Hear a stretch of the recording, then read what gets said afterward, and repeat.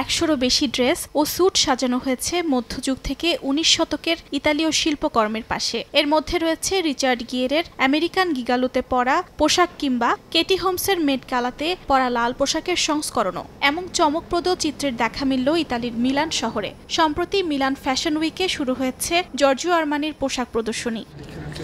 King Giorgio নামে পরিচিত এই ইতালীয় ডিজাইনার এ মাসের শুরুতে মিলানেই শেষ নিঃশ্বাস ত্যাগ করেন। শহরটির সঙ্গে তার গভীর ব্যক্তিগত আর পেশাগত সম্পর্ক প্রদর্শনী জুড়ে স্পষ্ট। মধ্যযুগ থেকে 19 শতকের ইতালীয় শিল্পকর্মের ফ্রেমে সাজানো হয়েছে আরমানির লাল ও রূপালী ড্রেসের মতো বিখ্যাত শিল্পগুলো।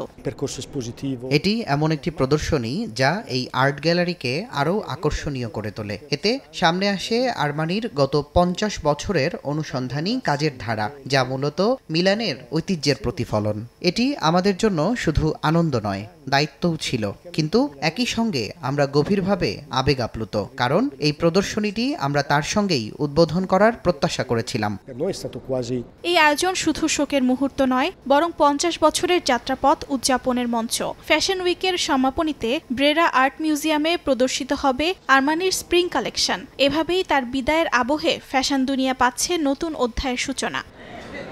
অর্জিতা শেহজিন, সময় সংবাদ।